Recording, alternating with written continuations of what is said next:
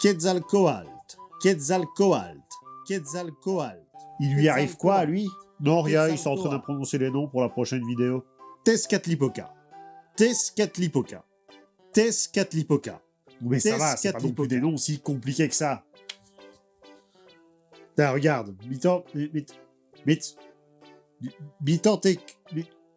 Bon, ok, je vais m'entraîner. Tlaloc, Tlaloc, Tlaloc. Yep, ça va encore être facile. Tlaloc.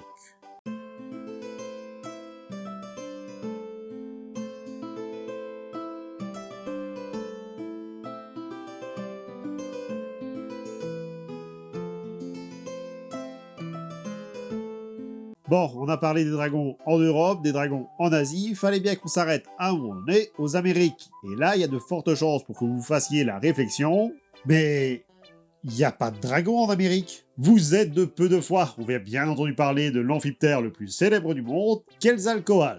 Et croyez-moi, c'est pas le seul dragon du coin. Mais donc, Quetzalcoatl. Oh, je sais, c'est le dieu des Aztèques. Eh bien, encore une fois, on va devoir remonter un peu plus tôt. Notez qu'on va parler de choses qui sont très vieilles et sur lesquelles on n'a pas vraiment de documents qui attestent les mythes.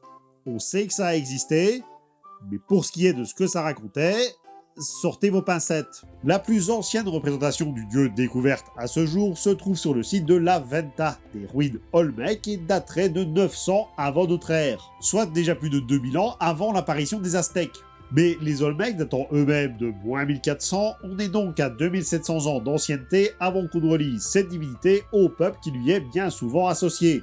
Donc pour vous donner une échelle, c'est comme si les Italiens de la Renaissance s'étaient mis subitement à vénérer Osiris. Alors évidemment, le serpent à plumes de cette période, on sait pas qui c'est. Il avait sans doute un nom, mais on sait pas lequel, et pour ce qui est de son mythe, vous avez le choix. Dans certaines régions, c'est une divinité mineure parmi les dieux, et dans d'autres, c'est carrément le créateur du ciel et de la terre, ce qui explique pourquoi c'est un serpent à plumes.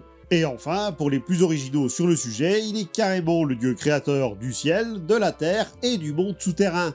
Voilà, donc soit c'était le pélo du coin à qui on ne demande rien, soit c'était la divinité la plus importante du Panthéon, quand on vous disait qu'on savait pas grand chose sur cette version. D'ailleurs, c'est possible que ces créatures soient en réalité différents serpents. Par exemple, la divinité mineure, elle a pas spécialement des plumes. Ce qui nous amène à la cité de Teotihuacan. Et c'est quel peuple, les Teotihuacan? C'est pas un peuple, c'est une cité. Oui, mais elle devait bien appartenir à quelqu'un, cette cité. Eh ben justement, on n'en sait foutre rien. Les Aztèques y ont vécu, mais la ville existait bien avant leur apparition. Et entre 150 et 300 s'y trouvait un temple du serpent à plumes, qui sera détruit avant d'être reconstruit plus tard. Un coup, ils vénèrent le dieu, un coup, ils sont vénères contre le dieu. Et vu qu'on ne sait déjà pas exactement qui vivait là, vous vous doutez bien qu'on ne sait pas non plus le rôle de l'emplumé. Sous la pyramide, en son honneur, on y trouve plus de 200 sépultures d'hommes et de femmes avec armes et armures, donc plus vite une divinité guerrière. Ce qui va nous amener à Tikal. En 378, un seigneur de guerre, dont le nom s'affiche ici, je vais même pas essayer de le prononcer, et ça veut dire le feu est né, même si son surnom c'était Grenouille fumante, ce qui est tout de suite moins imposant.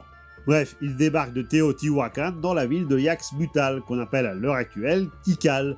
Sur place, il retrouve le dirigeant du coin, Grande Patte de Jaguar, qui meurt le jour même. Par pur hasard.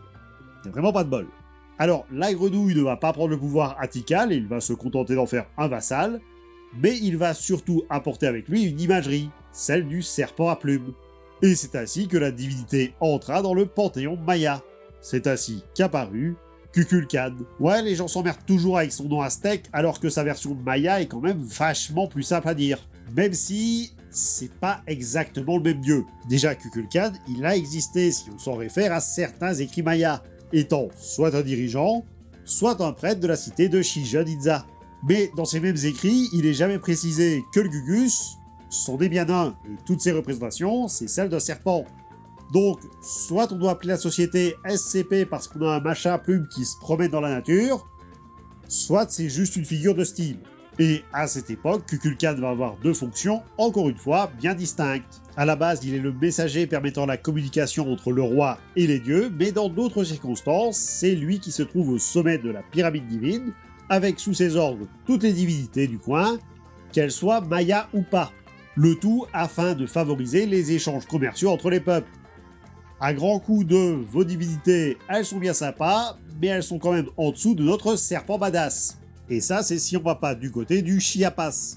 Dans cette région, notre Kukulkan, il est considéré comme étant méchant, un serpent au service du dieu soleil et qui détruit une grande partie de notre terre. Contrairement au Yucatan, où la relation entre les deux est un peu différente, puisque notre serpent à plumes tente par tous les moyens de parler à l'astre solaire, lequel non seulement ne lui répondait pas, mais en plus en profitait pour lui brûler la langue dans la foulée. En dehors de ça, notre dieu était au sommet du panthéon des Mayas, avec de nombreuses fonctions, dont celle de maîtriser les 4 éléments représentés par un poisson, un lézard, un vautour et un dépit de maïs, mais aussi le dieu créateur du monde, de la réincarnation et de la résurrection. Du côté des Mixtecs, notre serpent à plumes va prendre le nom de Tzaouli, et il va être en lien avec la création du monde, mais aussi bien plus avec la pluie, ce qui n'est pas déconnant non plus, puisque ce peuple se définissait comme le peuple de la pluie. Et après un passage chez les Toltecs, où Quetzalcoatl est tellement important qu'il est en grade militaire, il débarque enfin chez les Aztèques. Et maintenant qu'on en a fini avec l'historique, on va pouvoir parler du dieu plus précisément. Première info à savoir sur Quetzalcoatl, c'est qu'il s'appelle pas Quetzalcoatl. Tu sais que je te déteste quand tu fais ça? Bon, alors, on va faire simple. L'arbre généalogique du serpent est un tel bordel qu'il est plus compliqué à lui tout seul que tout le panthéon grec.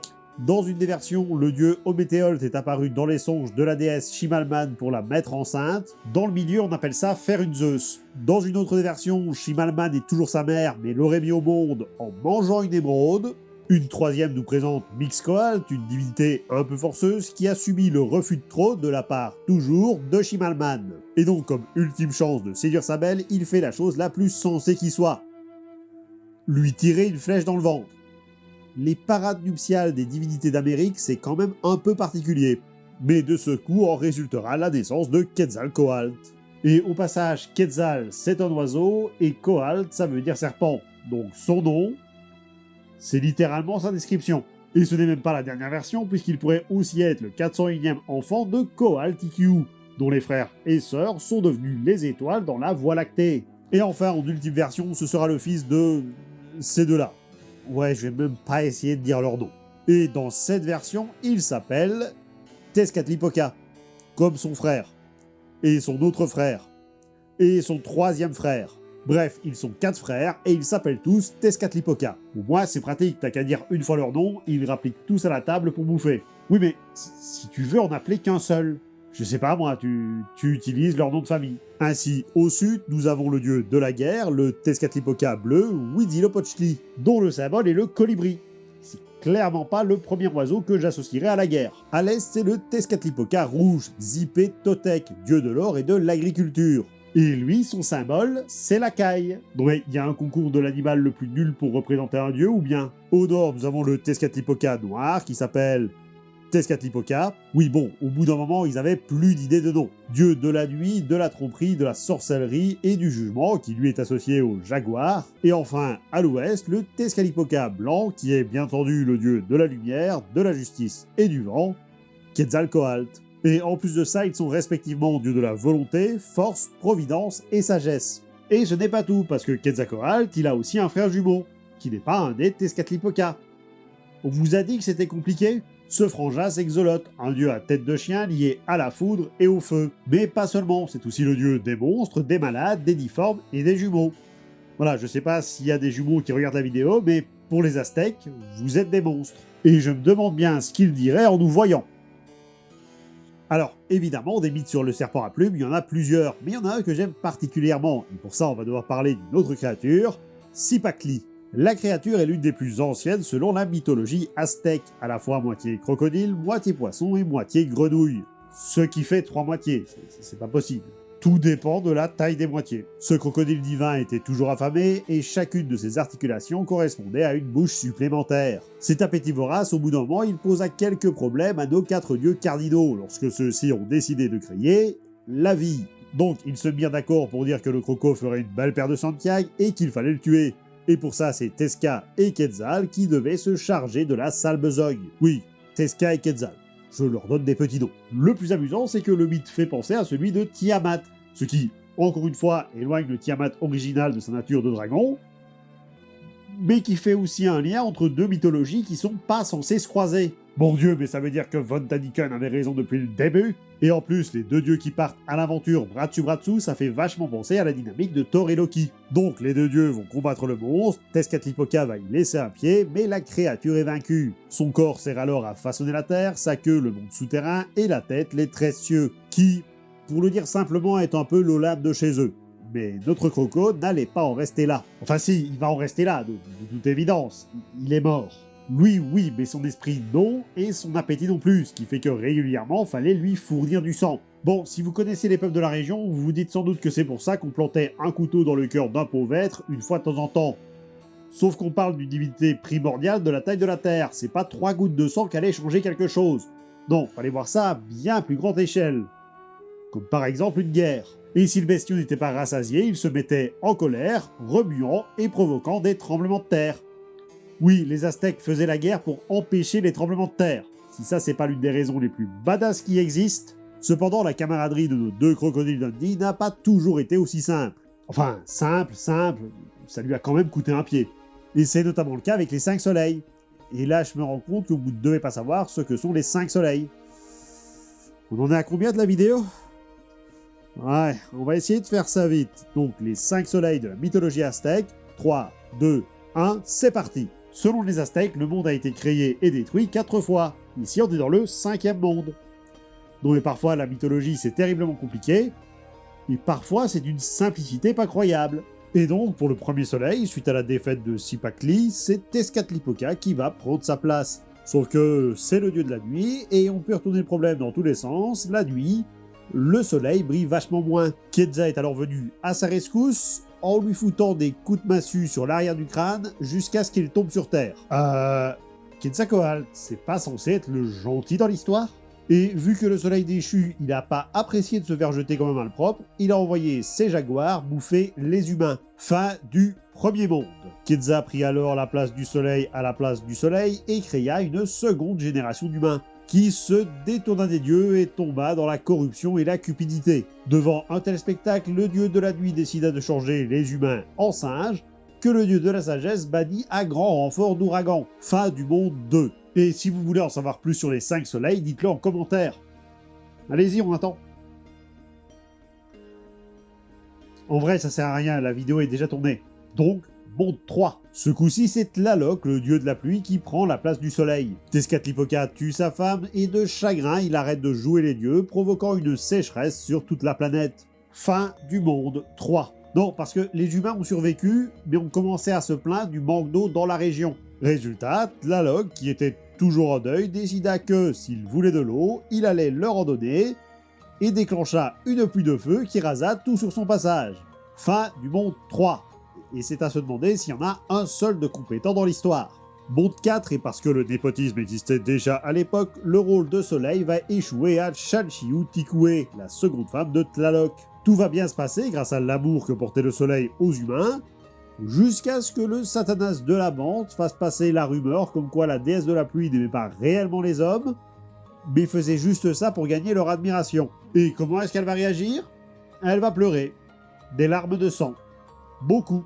Au point de provoquer un déluge et de changer tous les humains en poissons. Donc, nouvel échec. Ce qui amena à Huitzilopochtli comme dernier soleil, et pour une fois, le Tezca s'est tenu à carreau. Mais c'est la sœur du nouveau soleil qui débarque, la déesse de la lune, qui essaye par tous les moyens de le vaincre chaque nuit. Et afin que le divin solaire puisse s'en sortir, le peuple décida de faire des sacrifices humains. Bon, on a fait en gros le tour de Quetzalcoatl, mais c'est pas pour ça que les Aztèques n'avaient qu'un seul serpent légendaire. On peut par exemple citer Xiuhcoatl, le serpent turquoise, ou le serpent d'herbe, ou le serpent bleu, ou le serpent de feu. Le truc a 20 000 noms. Et pour ses fonctions, c'est pas rien non plus. Il est à la fois la représentation du dieu Xiuhtecuhtli, son animal gardien, ou carrément une arme utilisée par le dieu de la guerre parce que, pourquoi pas. Mais les Aztèques ne sont pas non plus les seuls à avoir le monopole des créatures de ce genre. Il est temps d'aller faire un petit tour du côté des Incas avec un nouveau challenger, Amaru. Et pour parler de la bestiole, c'est un peu compliqué. Est-ce que vous êtes familier avec le concept d'ornithorynque? Le machin qui ressemble à plusieurs puzzles dont on aurait mélangé les pièces et qui par miracle aurait réussi à s'emboîter. Eh bien, Amaru, c'est la même. Vous prenez un serpent. vous le rendez bicéphale. Mais attention, pas avec des têtes de serpent, ce serait beaucoup trop simple. Non, avec des têtes de rapaces, de pumas, ou pour les plus aventureux, de lama. Genre, le lama, c'est un animal dangereux. Quand le lama il est fâché, Oui, bon, ça va. À ça, vous allez rajouter des ailes de condor, des pattes de... ce que vous avez en stock, un museau de renard, une queue de poisson, et enfin des écailles de crocodile. Et là, vous allez sans doute me dire... Mais il reste plus rien du serpent dans ta bestiole. Exactement. Et alors, pour ce qui est de sa symbolique, ça part aussi dans tous les sens. Il est d'abord lié à la sagesse, ce qui explique sa présence dans certaines maisons de la connaissance, mais aussi à l'eau et à l'irrigation. Je sais, c'est surprenant, encore une fois. Oui, monsieur Von Daniken, c'est à propos de votre bouquin, là. Mais ce n'est pas tout, c'est aussi une créature du monde souterrain qui, une fois en colère, provoque des tremblements de terre. Et pour continuer dans les mythes, un jour deux Amarus sont entrés dans un combat, provoquant mort et désolation autour d'eux.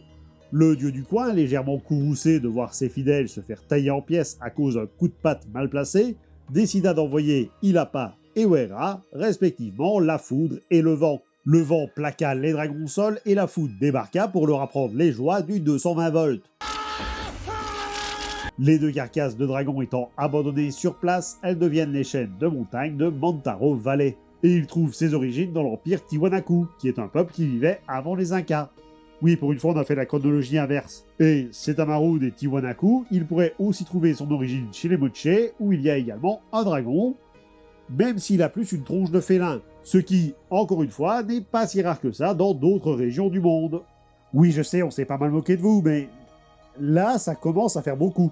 Du côté du Brésil, on a le Boiúna qui n'a pas de plume mais est un serpent géant créateur du monde, et dont la légende principale ne parle pas de création du monde. À la place, il nous a aussi fait une Zeus avec une fille du coin qui donne naissance à deux jumeaux mi-serpents, Honorato le garçon et Maria Caninana la fille.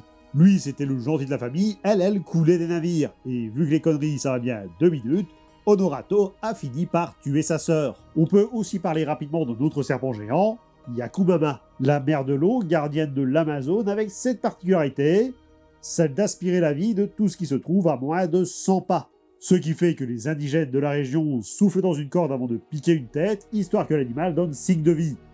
Sans quoi elle risque de s'en prendre à celle des plongeurs. De vie. Et maintenant qu'on a fini avec le sud de l'Amérique, qu'est-ce qui se passe au nord? Parce que là aussi, ils en ont des dragons, et on en parle encore moins que ceux du sud. Alors, les dragons du nord, c'est un peu comme ceux du sud, ils vont davantage ressembler à des serpents qu'aux dragons qu'on a l'habitude de voir par chez nous. Mais il est toujours bon de rappeler qu'un serpent mythologique, c'est un wyrm, une sorte de dragon. Par exemple, on peut citer Misupichu des Grands Lacs, qui est une panthère. Alors, je suis pas un expert en biologie, mais il me semble que la panthère, c'est quand même moyen un serpent. Très fine observation, mais le truc c'est que même si ça portait le nom de panthère d'eau, c'est pas pour ça qu'il était représenté de cette façon. Par exemple, dans certaines tribus, c'était un lynx. Donc, toujours pas un serpent. Oui, mais c'est aussi une chimère. Pas dans le sens de l'animal mythologique, mais de l'amalgame de plein d'animaux. Comme ça, on peut lui trouver des cornes de daim ou de bison, une crinière de cheval, un corps de félin qui variait selon les régions, des écailles de serpent, mais pour certains, c'était le corps entier qui était celui du reptile. Donc dans certaines tribus, la panthère d'eau était un serpent. Et si vous voulez rajouter au bordel, en Ohio, c'est un alligator. D'autant plus que parfois la forme variait selon les mythes. Pour les Iroquois, c'était une panthère. Pour les Micmacs, et j'adore leur nom, c'était un serpent. Et pour les Cheyennes, c'était les deux à la fois. Et niveau fonction, c'est un peu la même chose. Chez les Iroquois, justement, c'est l'un des 4 animaux représentant le vent, avec l'ours au nord, l'élan à l'est et le fan au sud. Pour d'autres, c'était un esprit bénéfique, mais la majeure partie du temps, c'était un monstre maléfique vivant sous l'eau et gardant les gisements de cuivre. Autre salle, même ambiance, dans l'Oregon, on trouve la Muluc qui, au vu de l'image, a bien des pattes et pas d'ailes, c'est donc un... C'est mignon. Bonne réponse, et c'est sans doute l'un des dragons les plus mignons qu'il m'ait été donné de voir dans une mythologie. Regardez, il est pas trop choupi avec son pelage qui ressemble à des plumes de paon. Eh bien, sachez que vous risquez d'être déçu en vous approchant de la bête. Déjà, la créature est associée au brouillard, à la maladie et à la noyade, donc clairement, c'est pas un gentil.